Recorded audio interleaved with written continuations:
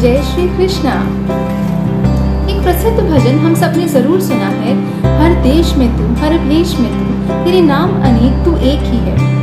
वो भगवान एक ही है, ये हम सब जानते हैं। वो शक्ति एक ही है, लेकिन ये बात क्या हम दिल से मानते हैं? आज की कथा उसी बात पर आधारित है। महाराष्ट्र में एक प्रसिद्ध जगह है पंढरपुर, जहाँ भगवान विठलनाथ पांडुरंग की धूम है। यहीं पर एक सुनार रहते थे जिनका नाम था नरहरि, जो पेशे से सुनार का काम करते थे। वो परम शिव भक्त थे। उनका दिन का शुरुआत शिव भक्ति से ही होती थी और दिन का अंत भी शिव भक्ति से ही होता था। लोगों को बहुत आश्चर्य होता था कि पंढरपुर में रहने के बावजूद भी वो कभी विठलनाथ के मंदिर नहीं जाते थे, कभी उनके दर्शन नहीं करते थे। एक बार एक साहूकार उनके पास आया और उसने कहा कि उन्हें भगवान विठलनाथ के लिए एक कमर पट्टी बनवानी है सोने की, तो क्या आप बना देंगे?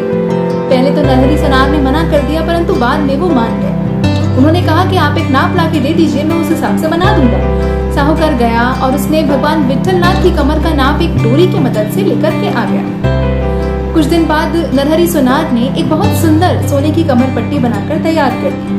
आज साहूकार वो कमर पट्टी मंदिर ले जाने वाला था भगवान को चढ़ाने के लिए, तो उसने नरहरि सुनार से प्रार्थना की कि कृपया आप भी मेरे साथ चलें, आज तो उत्सव का दिन है। परंतु नरहरि सुनार ने मना कर दिया और कहा कि मैं मंदिर में प्रवेश नहीं करता, आप स्वयं ही चले जाएं। आज साहूकार जब भगवान को वो कमरबंद पहनाने लगा तो आश्चर्य की बात, वो कमरबंद थोड़ा छोटा पड़ रहा था, थोड़ा कस रहा था। वो भागा भागा सुनार के पास आया और उसने कहा कि ये तो छोटी आ रही है, आप इसको ठीक कीजिए, मुहूर्त निकला जा रहा है। नरहरि सुनार को हैरानी तो हुई, परंतु उन्होंने कहा कि ठीक है, मैं इसको ठीक करने की कोशिश करता हूँ। उन्होंने उस कमरबंद को थोड़ा बड़ा करने की कोशिश की और ठीक करके उन्हें दे दिया।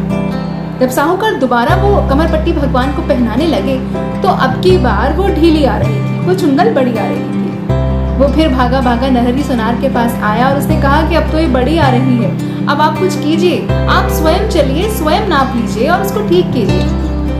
नरहरि सुनार ने कहा ठीक है, मैं मंदिर में चलूंगा, परंतु मैं अपनी आंखों पर पट्टी बांध कर चलूंगा, क्योंकि मैं अपने शिव के अलावा किसी और के दर्शन नहीं करता, इसीलिए मैं भगवान विठलनाथ की ओर नहीं देखूंगा, मैं अपनी आंखों पर पट्टी बांधे रखूंगा।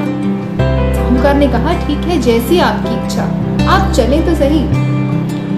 आज पहली बार नरहरि सुनार भगवान विठलनाथ पांडुरंग के मंदिर में प्रवेश करने जा रहे थे। जैसे ही भगवान की मूर्ति को हाथ लगाते हैं नाप लेने के लिए, तो आश्चर्य, उन्हें ऐसा लगता है कि वो शिवलिंग है, वो शिव मूर्ति है। भगवान शिव के दर्शनों की लालसा में वे अपनी आंखों की पट्टी उतारकर फेंक देते हैं, तो क्या देखते हैं कि वहां तो विठलनाथ की मूर्ति ही है। वो फिर से अपनी आंखें ढक लेते हैं, फिर उन्हें वही एहसास होता है कि ये तो शिवलिंग है।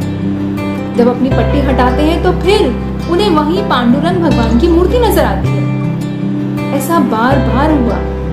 कुछ देर बाद तो नरहरि सुनार की आंखों में आंसू आ गए। उनकी अंतरात्मा से आवाज आई, जैसे मानो भगवान उनसे कह रहे हो कि तू मेरे रूपों में भिन्नता क्यों करता है, क्यों मुझ में और शिव में अंतर मानता है?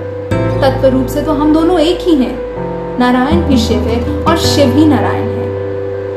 आज नरहरि सुनार ने अपने हाथों से अपनी आंखों की पट्टी हटा दी और भगवान पांडुरंग के दर्शन किए। भगवान पांडुरंग ने उनकी भक्ति से प्रसन्न होकर प्रत्यक्ष दर्शन दिए और उनकी भक्ति का मान रखते हुए साक्षात शिवलिंग को अपने सर पर धारण कर लिया।